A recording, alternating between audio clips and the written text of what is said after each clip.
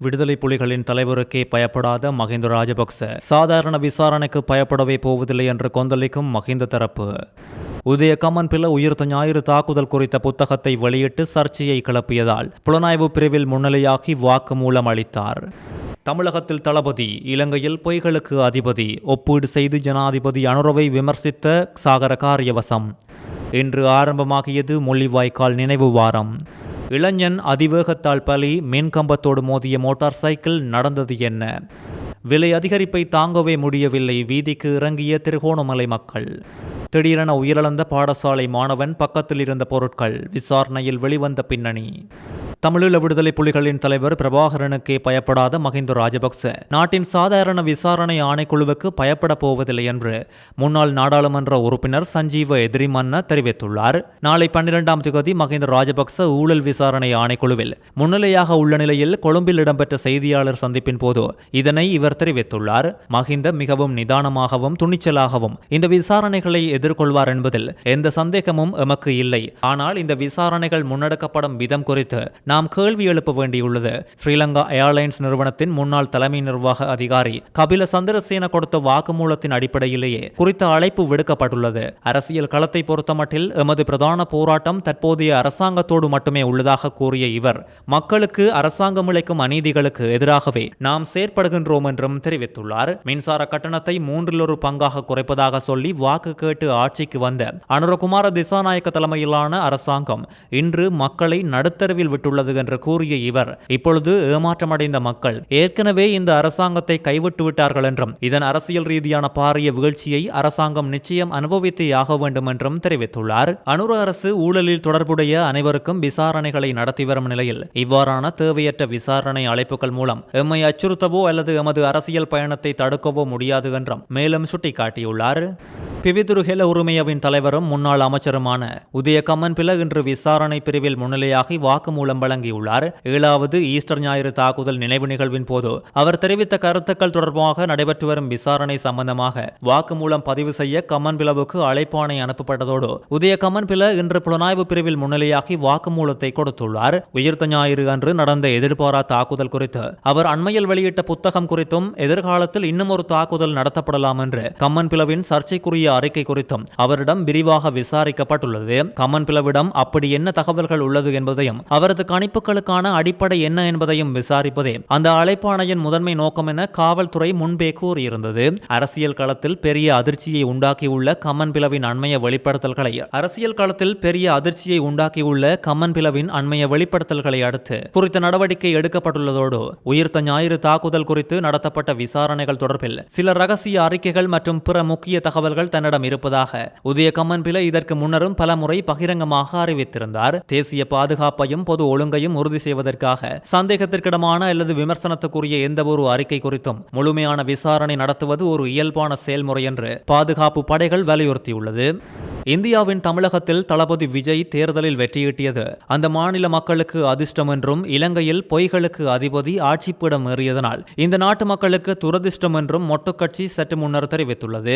தமிழக மாநில முதலமைச்சர் விஜய் தேர்தலில் அளித்த வாக்குறுதியை நிறைவேற்றியுள்ளதாக ஸ்ரீலங்கா பொதுஜன முன்னணி கட்சி பாராட்டியுள்ளதோடு நேற்றைய தினம் பதவி பிரமாணம் செய்து கொண்ட விஜய் உடனடியாகவே மின்சார கட்டணங்களை குறைப்பதாக அறிவித்துள்ளதையும் இவர் சுட்டிக்காட்டியுள்ளார். ஸ்ரீலங்கா பொதுஜன முன்னணியின் பொதுச் செயலாளர் சாகர காரியவசம் குறித்த விடயத்தை சுட்டிக்காட்டியுள்ளதோடு தமிழகத்தில் தளபதி விஜய் போன்று இலங்கையில் எமக்கு இருப்பது பொய்களின் அதிபதி என்று அனுரவை விமர்சனம் செய்துள்ளார். தனது நண்பர்களை வைத்து கொள்கலன்களில் களவாடப்பட்டதாகவும் நிலக்கரியில் மோசடி செய்யப்பட்டதாகவும் திரைசேரியில் களவாடப்பட்டதாகவும் இவர் குற்றம் சுமத்தியுள்ளார். இங்குள்ள தலைவர் தனக்கு நெருக்கமானவர்கள் ஊடாக தனது சட்டவிரோதமான முறையில் வருமானத்தை அள்ளி குவிப்பதாக கூறிய சாகர காரியவசம் அரசாங்கம் நாளுக்கு நாள் மக்கள் மீது பொருளாதார சுமைகளை திணிப்பதாகவும் குற்றம் சுமத்தியுள்ளார். மின்சார கட்டணங்கள் 118% அதிகரிப்பதால் குடிக்கும் தேநீர், உணவுப் பொதி, பான் உள்ளிட்ட அனைத்து நுகர்வுப் பொருட்களின் விலைகளும் அதிகரிக்கும் என்றும் சுட்டிக்காட்டியுள்ளார். இன்று முள்ளிவாய்க்கால் நினைவு வாரம் ஆரம்பமாவதனை முன்னிட்டு இலங்கை தமிழரசு கட்சியின் மானிப்பாய் கிளையின் ஏற்பாட்டில் வலி தெற்கு பிரதேச சபை முன்பாக முள்ளிவாய்க்கால் நினைவு இடம்பெற்றுள்ளது. ஜனாதிபதி சட்டத்தரணி MS சுமந்திரன் பொதுச்சுடரேற்றி இந்த நிகழ்வை ஆரம்பித்து வைத்ததோடு தொடர்ந்து முள்ளிவாய்க்காலில் இறுதி யுத்தத்தின் போது கஞ்சி கூட கிடைக்காது மக்கள் துன்பப்பட்டதை நினைவு கூறும் வகையில் முள்ளிவாய்க்கால் கஞ்சியும் பரிமாறப்பட்டுள்ளது. வலி தென்மேற்கு பிரதேச சபையின் தவிசாளர், உறுப்பினர்கள், பொதுமக்கள் என பலரும் இதில் கலந்து கொண்டுள்ளனர். 27 வயதுடைய இளைஞர் ஒருவர் ரத்தினபுரி பலாங்குடை வீதியின் பத்கம்கொட சந்திக்கு அண்மையில் நேற்று இடம்பெற்ற வீதி விபத்தில் பரிதாபமாக உயிரிழந்துள்ளார். பலாங்குடையில் இருந்து பெல்மடுள்ள நோக்கி சென்ற மோட்டார் சைக்கிள் அதிவேகத்தால் வேகத்தை கட்டுப்படுத்த முடியாமல் வீதியை விட்டு விலகி அருகில் இருந்த மின்கம்பத்தோடு பலமாக மோதியுள்ளது. விபத்தில் அதிக காயமடைந்த இளைஞர் உடனடியாக ககவத்தை வைத்தியசாலையில் அனுமதிக்கப்பட்ட போதும் சிகிச்சை பலனில்லாது உயிரிழந்துள்ளார். மேலதிக விசாரணைகளை பெல்மடுள்ள போலீசார் முன்னெடுத்து வருகின்றனர். மழைக்காலங்களில் வீதிகள் வழுக்கும் தன்மையோடு இருக்கும் என்பதால் வாகனங்களை செலுத்தும் போது வேகத்தை கட்டுப்படுத்தி அவதானத்தோடு செயற்படுத்துமாறு போலீசார் சாரதிகளை கேட்டுக் கொண்டுள்ளனர்.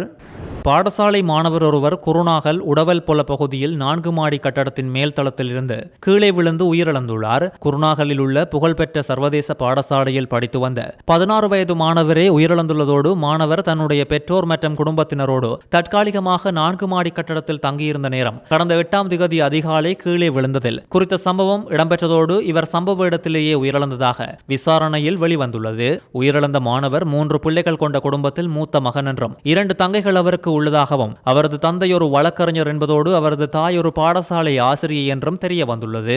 உயிரிழந்த மாணவர் சமீபத்தில் தனது குடும்பத்தினரோடு 2வது மாடியில் உள்ள ஒரு வீட்டுக்கு குடிபெயர்ந்ததாக கூறப்படும் நிலையில் குறித்த மாணவர் உயிரிழக்கும் போது தனது காலணிகளை மாடியில் முறையாக கழற்றி வைத்துள்ளமை மற்றும் சம்பவ இடத்தில் கண்டெடுக்கப்பட்ட கைபேசி என்பன அடையாளம் காணப்பட்டுள்ளது.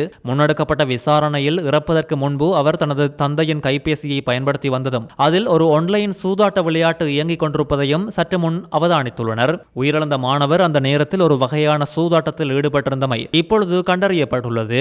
இன்றைய காலகட்டத்தில் மக்களுக்கு மிகவும் நெருக்கமான தொழில்நுட்பமாக கைபேசிகள் இருந்தாலும் மறுபுறம் அந்த தொழில்நுட்பத்தின் முடிவு மரணமாகவும் அமையலாம். ஆகவே இந்த மிகவும் அபாயகரமான அம்சத்தை கருத்தில் கொண்டு உலகில் பல நாடுகள் வயதுக்குட்பட்ட குழந்தைகள் கைபேசிகளை பயன்படுத்துவதை தடை செய்து வருகின்றமை குறிப்பிட வேண்டியது. தற்போது நிலவும் மோசமான வானிலையால் ஹெட்டன் கொழும்பு பிரதான வீதியில் தியக்கல்ல பகுதியில் மண்சரிவு ஏற்பட்டுள்ளது. டித்வா புயலின் போது வட்டவளை பகுதியில் ஏற்பட்ட மண்சரிவில் கொட்டி கிடந்த மண்மேடு வெட்டி அகற்றப்பட்ட போதும் குறித்த பகுதியில் நேற்று மீண்டும் மாலை பெய்த கடுமையான மழை காரணமாக அதே இடத்தில் மற்றும் ஒரு மண்சரிவு ஏற்பட்டுள்ளதாக குறித்த இடத்து மக்கள் தெரிவித்துள்ளனர். மண்சரிவு ஏற்பட்டு இடத்தில் தற்போது போக்குவரத்து ஒரு வழிப்பாதையாக கட்டுப்படுத்தப்பட்டுள்ளதோடு சம்பவ இடத்திலிருந்து இடிபாடுகளை உடனடியாக அகற்ற நடவடிக்கை எடுக்கப்படும் என்று நோர்வுட் வீதி அபிவிருத்தி அதிகார சபையின் நிறைவேற்று பொறியியலாளர் இன்று தெரிவித்துள்ளார். கடந்த நாட்களில் நுவரெலியா மாவட்டத்தில் நிலவிய சீரற்ற காலநிலையினால் குறித்த மண்சரிவு வந்துள்ளதோடு இந்த பகுதியில் பல இடங்களில் மண்சரிவுக்கான அறிகுறிகளாக அபாயகரமான வெடிப்புகள் வந்துள்ளதால் இந்த வீதியில் பயணிக்கும் வாகனங்கள் மற்றும் பாதசாரிகள் மிகவும் விழிப்பாக இருக்க வேண்டும் என்றும் தொடர்ந்தும் அறிவுறுத்தப்பட்டுள்ளது. குறித்த வீதியில் பயணிக்கும் சாரதிகள் மிகுந்த அவதானத்தோடு பயணிக்குமாறு நுவரெலியா மாவட்ட அனர்த்த முகாமைத்துவ மையம் வலியுறுத்தியுள்ளது.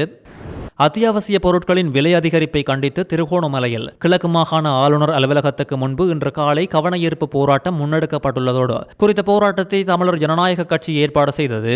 இலங்கையில் இந்த விலைவாசி அதிகரிப்பினால் கிராமப்புற மக்கள் கஷ்டங்களை எதிர்நோக்குவதாக கூறி விழிப்புணர்வு சுலோகங்களையும் இந்த கவனஈர்ப்பு போராட்டத்தில் கலந்து கொண்டோர் ஏந்தியிருந்தமை குறிப்பிடத்தக்கது. அத்தோடு அத்தியாவசிய பொருட்களுக்கான விலையினை குறைப்பதற்கு அரசாங்கம் முன்வர வேண்டும் என்றும் இவர்கள் கோரிக்கை விடுத்துள்ளனர்.